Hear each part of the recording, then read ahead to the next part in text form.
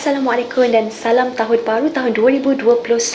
Jadi untuk tahun ini kita kembali bersiaran dalam Green Talk dalam musim terbaru di mana kami akan membawa lebih ramai tetamu-tetamu jemputan untuk berbincang dan berkongsi pandangan tentang isu-isu berkaitan dengan alam sekitar, teknologi hijau dan perubahan iklim di negara ini.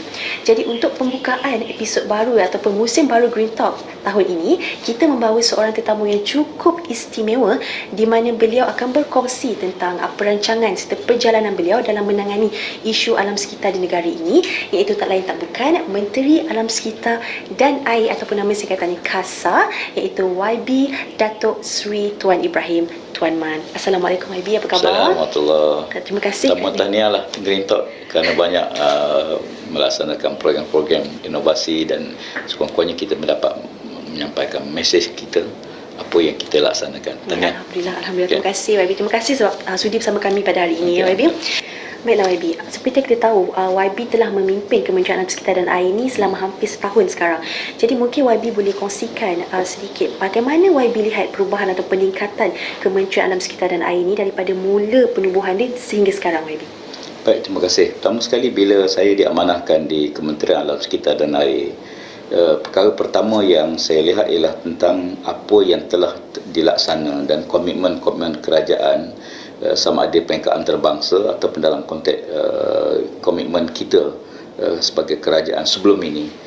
Dan saya merhati bahawa ada beberapa aspek yang kita kekal dan kita teruskan agenda tersebut. Sebab saya tengok kita tidak perlu buat satu perubahan melainkan ada elemen-elemen yang perlu.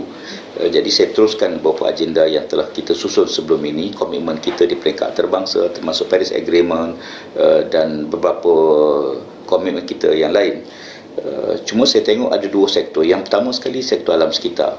Kita tahu bahawa sektor alam sekitar ni dia terikat dengan Akta 1974 dan Akta ni terlalu lama sebenarnya, yang perlu disemak kembali dan perlu dilihat kembali lah.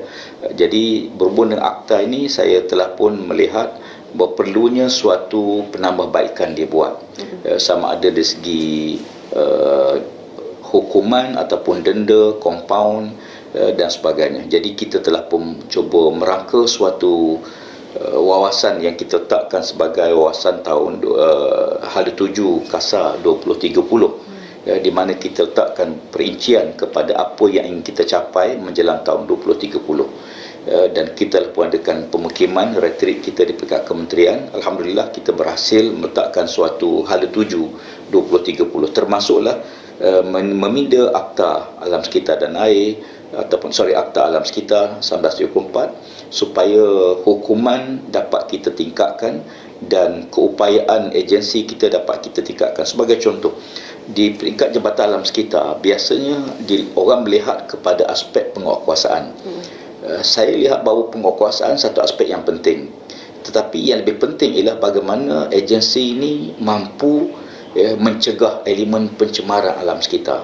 Jadi kita perlukan peningkatan imej penguatkuasa kita, kenderaan perlu ditingkatkan, bilangan anggota perlu ditambah, penggunaan teknologi moden sama ada drone dan sebagainya perlu dipertingkatkan. Di samping itu, Jabatan Alam Sekitar juga bukan hanya agensi penguatkuasa, tapi kalau boleh kita nak dia juga terlibat sama dalam mendidik masyarakat ke arah macam mana untuk menjaga alam sekitar. Ya. Di samping itu, beberapa pihak lain yang kita lah termasuk MGTC sendiri, di mana antara perkara yang kita usahakan supaya jenama mai hijau itu dapat betul-betul dimanfaatkan. Kalau sebagai contoh, saya dalam pertemuan dengan pihak MGTC, saya lihat bahawa kalau logo Sirim sebagai contoh menjadi satu jenama yang memang orang akan patuhi, mai hijau juga sebenarnya berperanan ke arah itu. Kita boleh laksanakan usaha bagaimana jenama mai hijau ni menjadi suatu jenama yang orang cari dan orang mesti ikut. Ya, jadi sehubungan dengan itu, beberapa yang kita namakan sebagai code of practice yang kita laksanakan di peringkat perundingan perbincangan akan insya-Allah akan selesai dalam tahun 2021 ini tahun ini, di mana ada beberapa aspek yang saya mungkin boleh ketengahkan sini, termasuklah kita code of practice untuk dilaksanakan di peringkat MGTC termasuk NRW, apa kod and practice dia, grey water, yang kita tahu bahawa industri kumbahan ini menghasilkan air kumbahan yang cukup banyak tapi dilepaskan ke sungai.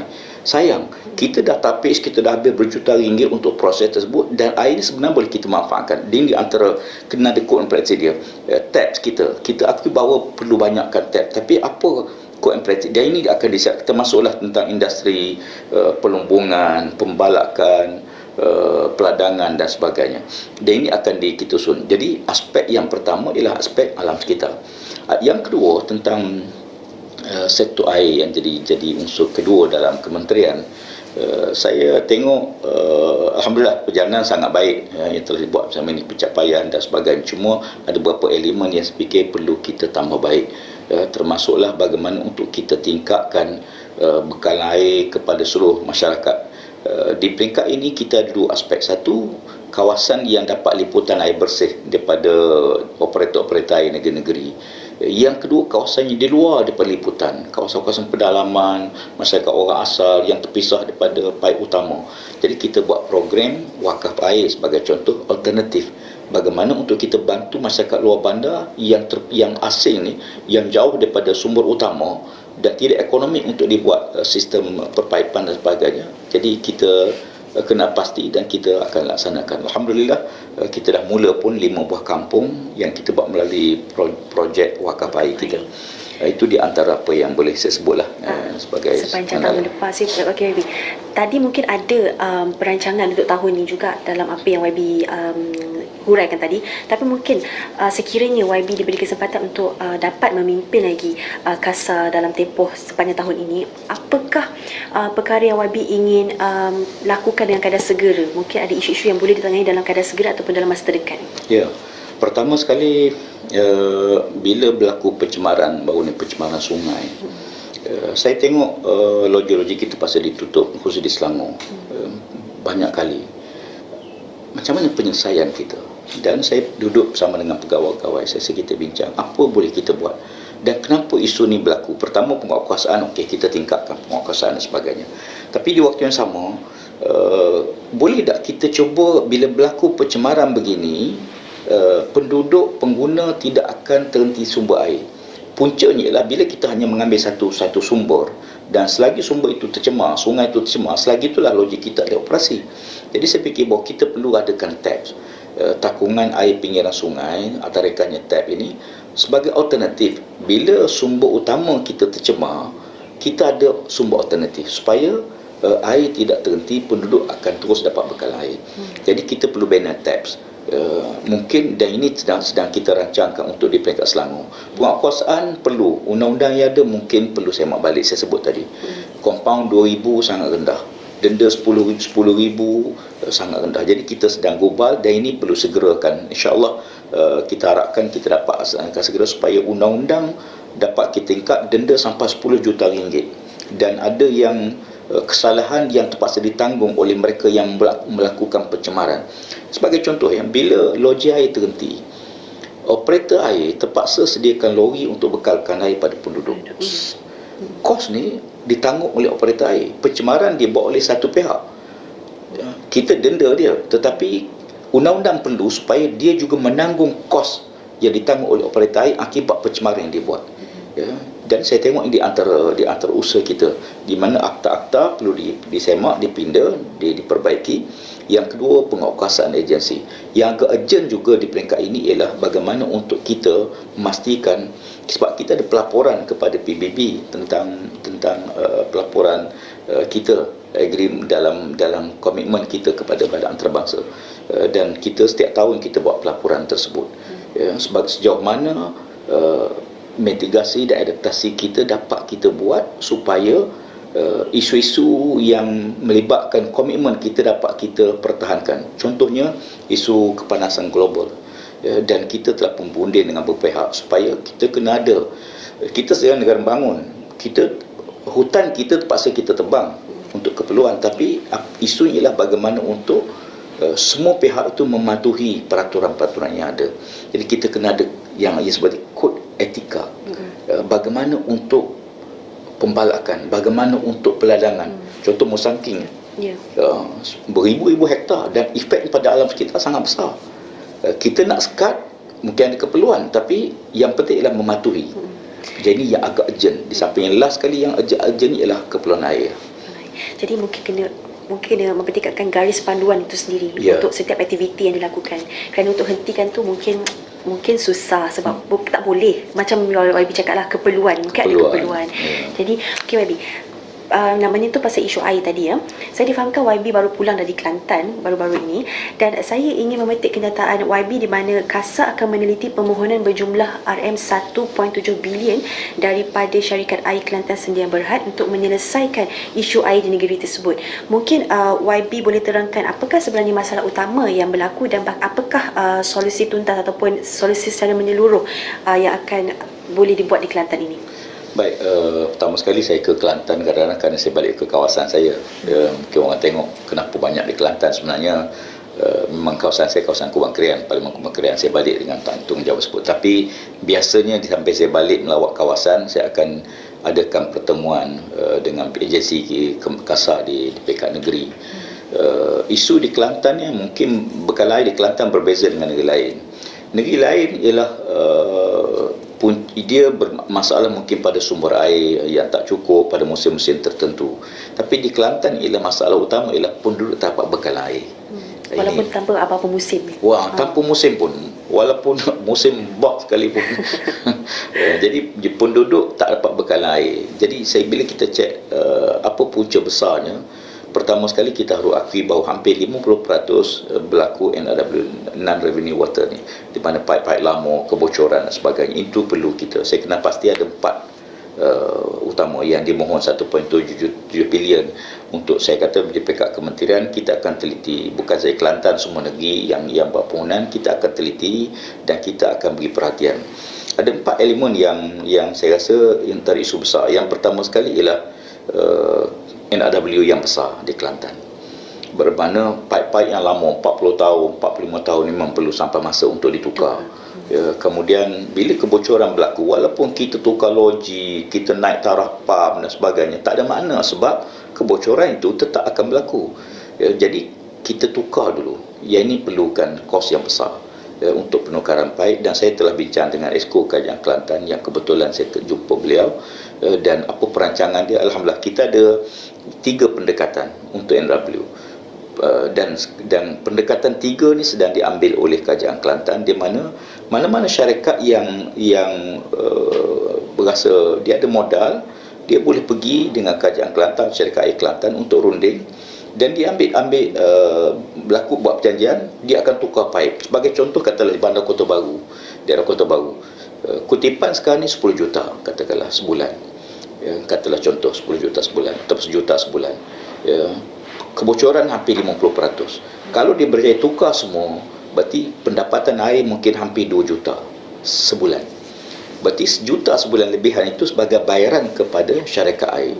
Ini antara mekanisme yang kita buat, dan insyaAllah banyak syarikat yang berminat, dan mereka boleh terus dengan operator air negeri-negeri, bukan Kelantan je lah, mana-mana tempat. Yang kedua ialah sumber air. Kita akui bahawa kadang-kadang kapasiti loji kita tak sampai target. Kenapa tak sampai target? Banyak faktor lah. Jadi kita perlu sampaikan target kapasiti loji kita. Yang ketiga ialah sistem agihan, di mana kita juga akui bahawa perlu dibuat satu penilaian kembali terhadap kaedah yang dibuat di peringkat negeri, agensi negeri sebagainya. Dan yang paling besar ialah kedudukan kewangan lah.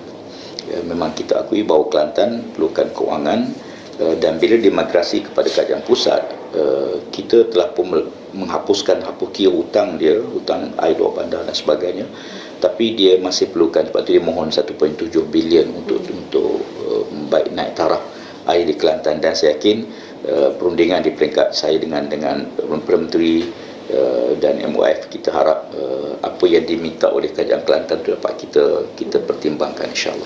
InsyaAllah, kerana mungkin ini permulaan ataupun langkah memula di negeri Kelantan, dan bila ada persetujuan, ada langkah-langkah yang memang terjalan, negeri-negeri lain juga boleh usulkan juga permohonan kita itu. sikitlah saya nak tambah, kita ada isu di Melaka ialah isu sumber air dan kita ada perancangan untuk kita pergantungan tidak hanya pada satu takungan ataupun satu punca, tapi kita akan wujudkan beberapa sumber-sumber dam ataupun taps takungan tapungan air untuk bekal air. Di Langkawi kita ada masalah kebocoran paip utama yang selalu air, dan ini pun dalam proses untuk kita tingkatkan. Saya lihat juga beberapa buah negeri-negeri lain, termasuklah isu yang melibatkan Sabah Sarawak, walaupun Sabah Sarawak ini bukan kerajaan negeri, tapi biasanya kita pertimbang sangat itu permohonan mereka ni untuk meningkatkan bekal air. Boleh kita lihat insya-Allah. Jadi Wabi, kita tahu hari ini agenda perubahan iklim sangat popular lah, sama ada di peringkat global maupun nasional. Dan KASA sendiri merupakan selaku peneraju utama dalam agenda perubahan iklim dan tenaga hijau di Malaysia. Mungkin YB boleh huraikan tentang plan ataupun langkah-langkah yang sudah dilakukan oleh pihak kerajaan di ketika ini. Baik, kita pertama sekali bila kita lihat hal tuju, saya nak ucap tahniah lah bila kita Perdana Menteri merangka tentang rancangan Malaysia ke-12, walaupun belum dibawa, tapi kita tak bincang. Di antara teras utama ialah kehidupan ataupun budaya hijau yang kita laksanakan, di mana ada aspek-aspek yang diberi keutamaan kita. Pertama sekali, supaya penjimatan tenaga, penjimatan air dapat kita tingkatkan. Dan ini di antara usaha yang telah diambil oleh MJTC. Saya ucap tahniah lah. Ada beberapa kaedah yang telah pun dibuat supaya penjimatan ini berlaku. Termasuklah kita nak supaya bangunan-bangunan kita tukar pada LED, contohnya lah. Dan kita manfaatkan sumber air hujan untuk kegunaan kita, gadget-gadget kita tukar supaya dia penjimatan elektrik, penjimatan air berlaku. Yang keduanya adalah aspek bila kita buat pelaporan, apakah elemen paling besar yang menyumbang kepada pencemaran alam sekitar kita. Kita akui bahawa yang paling besar sekali ialah pengangkutan. Jadi bila pengangkutan, sekarang dunia sudah pergi ke arah macam mana untuk mengurangkan penggunaan petrol dan diesel, dan mula bergerak ke arah kenderaan elektrik.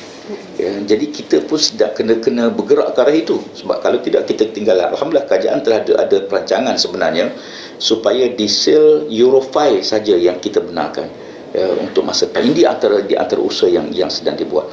Di samping itu, saya tengok di bawah MJTC kita ada beberapa langkah-langkah yang telah kita ambil, termasuklah projek Masjid Hijau sebagai contoh, atau rumah ibadah hijau, di mana kerajaan mengiktiraf mana-mana institusi agama yang berjaya mencapai piawaian yang dikategorikan sebagai rumah ibadah hijau. Termasuklah penggunaan solarnya, penggunaan kawasan yang termasuklah kawasan pengumpulan minyak masak yang terpakai. Banyaklah perkara-perkara yang dibuat di peringkat Masjid Hijau ni. Saya tengok satu inisiatif yang sangat baik, dan saya peribadi saya menerima banyak permohonan daripada masjid-masjid untuk mereka juga terlibat sama dalam program Masjid Hijau. Yang ketiga, kita ada program besar pada hujung tahun ni, insya-Allah, asal tahun lepas, iaitu kita ada suatu Expo Dubai yang akan kita buat. Expo ni satu medan yang paling besar di bawah MJTC yang diamanahkan sebagai agensi pelaksana, dan saya fikir ini antara ruang kita supaya semua elemen-elemen mitigasi dan adaptasi iklim kita dapat kita pahami dan kita tunjukkan. Selain pada komitmen kita itu normal lah, kita akan hadir pada bulan November, insya-Allah, dan itu kita akan bentanglah apa yang kita sedang buat dan rangka kita sebagai komitmen. Dan akhir sekali yang saya nak sebut dalam usaha untuk mencapai ini ialah bagaimana jenama kita ini, jenama Mai Hijau, saya sebut jenama Mai Hijau tu bukan sekadar dia menjadi satu jenama yang kita nak orang mesti mematuhi. Contoh kalau jenama halal, orang akan cari. Sirim, orang akan cari. Sekarang kita nak supaya semua barang elektrik yang tak dapat jenama Mai Hijau, dia tak dapat benefit. Contohnya penguacian cukai dan sebagainya. Kalau ini dapat kita tingkatkan, saya fikir alhamdulillah seluruh agensi akan melihat kepada kehidupan lestari ini sebagai satu komitmen kita kepada dunia seluruhnya, insya-Allah. InsyaAllah, betul. Dan apa yang kita dapat lihat sekarang, pencemaran perubahan iklim sebenarnya dah agak nampak, dah agak ketara di negara kita. Contohnya banjir yang tiba-tiba datang, hujan lebat dan panas kemarau, dia datang bersilih ganti YB. Jadi mungkin YB terakhir sekali, mungkin YB boleh kongsikan nasihat ataupun saranan kepada mereka di luar sana, terutama kepada golongan muda, bagaimana mereka sentiasa mengamalkan gaya hidup hijau dan dalam menjaga ataupun memelihara kelestarian alam di Malaysia, terutama YB dalam musim pandemik ini. So ucap terima kasih sebanyak semua usaha yang boleh kita buat. Sebenarnya semua pihak mesti bergerak ke arah usaha ini, bukan hanya agensi. Saya sebut dalam satu program pagi bersama dengan warga kasar. Contoh yang paling besar ialah bagaimana kita boleh menyumbang. Contohnya, kalau kita lihat sekarang ni, isu kita ialah isu bagaimana untuk menjaga kelestarian alam sekitar. Pencemaran, kadang-kadang kita sebutlah, kalau kita rasa malu bila kita pergi pasar malam, besoknya kita tengok penuh sampah sarap kan. Kenapa ini boleh berlaku negara kita? Takkan sikap kita tengok kita ada orang mesin tebu di situ, dia jual, kemudian di situlah dia buang hampah tebunya. Saya fikir apa yang sedang berlaku sebenarnya? Ada orang kadang-kadang buang plastik. Kita dalam usaha untuk mengurangkan penggunaan sifat plastik sekali guna ni, dan kita mesti bergerak ke arah itu. Kita kena didik masyarakat kita, dan kita, kementerian kita boleh buat bincang dengan kaedah tempatan untuk naikkan kos. Di Pulau Pinang satu plastik RM1 sekarang. Dulu 20 sen.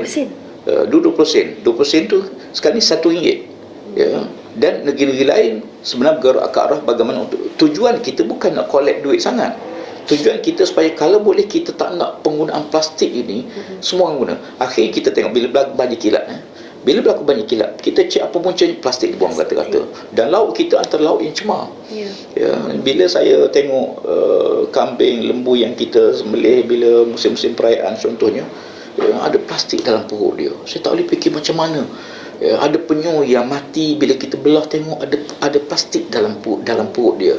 Jadi kita kena usaha.